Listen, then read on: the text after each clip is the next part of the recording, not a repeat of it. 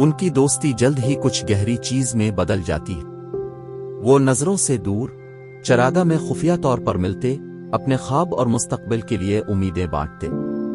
Eden ایلارا کی ذہانت اور اس کے نرم دل سے متاثر ہوا، جبکہ ایلارا کو ایڈن میں ایک ایسا ہم خیال ساتھی ملا جو اسے ان طریقوں سے سمجھتا تھا جو کوئی اور نہیں سمجھتا تھا۔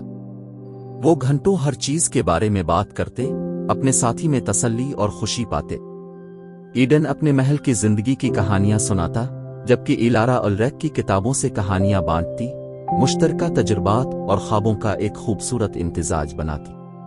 تاہم ان کی محبت بغیر کسی چیلنج کے نہ تھی۔ بادشاہ الیگزینڈر ایک سخت اور فخر کرنے والا حکمران تھا جو سلطنت کی روایات اور درجہ بندیوں کو بہت اہمیت دیتا تھا۔ اس کی اپنے بچوں سے بہت سی توقعات تھیں، خاص طور پر شادی اور اتحاد کے معاملات میں۔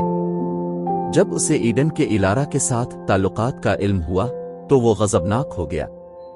اس کے لیے یہ ناقابل تصور تھا کہ اس کا بیٹا ایک عام لڑکی سے محبت کرے، وہ بھی ایک چرواہے کی بیٹی۔ غصے میں اس نے ایڈن کو محل بلایا اور اس کے اعمال کی وضاحت مانگی۔ ایڈن نے ایلارا سے اپنی محبت کا انکار کرنے سے انکار کر دیا اور اس کے غصے کے باوجود اپنے موقف پر قائم رہا۔ اس نے ایلارا کی خوبیوں اور ان کے بندھن کی گہرائی کے بارے میں جوش و خروش سے بات کی، امید کرتے ہوئے کہ اس کا والد سمجھ سکے گا۔ لیکن بادشاہ الیگزینڈر اپنی انا اور روایات کے بوجھ سے اندھا کچھ بھی سننے کے لیے تیار نہ تھا۔ غصے میں اس نے شہزادہ ایڈن کو سلطنت سے نکال دیا، یہ امید کرتے ہوئے کہ اس بندھن کو توڑ دے گا اور ایڈن کو شاہی توقعات کے مطابق واپس لے آئے گا۔ ایڈن کی جلاوطنی کا دن ایلارا کی زندگی کے تاریک ترین دنوں میں سے ایک تھا۔ اس نے دل شکستہ ہو کر دیکھا جیسا کہ ایڈن کو بادشاہ کے محافظوں نے لے جایا۔ اس کی آنکھوں میں آنسوؤں کے باوجود اس کا سر اونچا تھا۔ جانے سے پہلے ایڈن نے وعدہ کیا کہ وہ اس کے لیے واپس آئے گا، چاہے اسے کتنا ہی وقت لگے یا اسے کتنی ہی دور جانا پڑے۔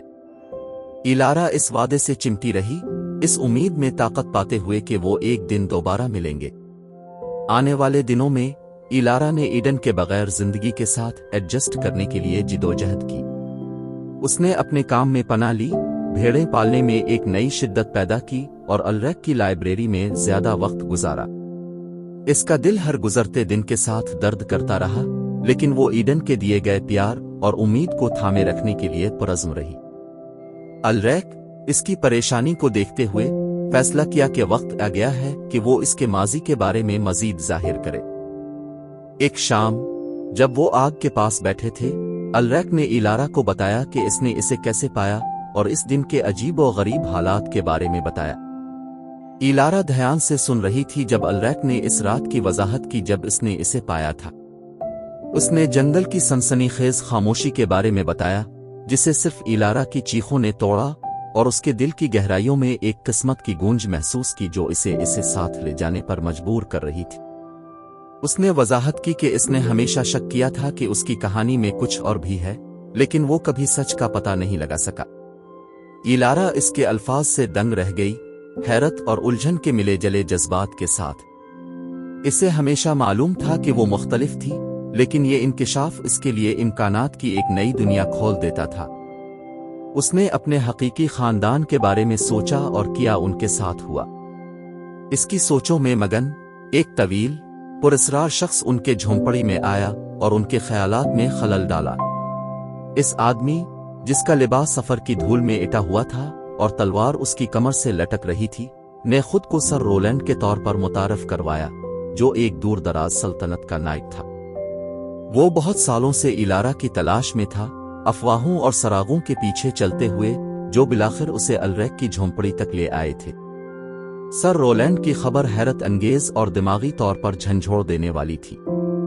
اس نے انکشاف کیا کہ ایلارا کوئی عام بچی نہیں، بلکہ ایرینڈور سلطنت کی گمشدہ شہزادی ہے اور بادشاہ لیوپولڈ کی بیٹی ہے۔ سر رولینڈ نے وضاحت کی کہ 30 سال پہلے بادشاہ لیوپولڈ نے ایک طاقتور جادوگرنی مورگانا کو شکست دی تھی، جو سلطنت پر قبضہ کرنے کی کوشش کر رہی تھی۔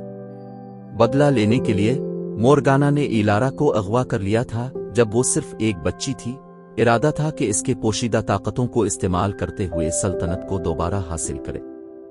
تاہم अलरैक ने मोर्गाना के मंसूबे को पूरा करने से पहले इलारा को बचा लिया था।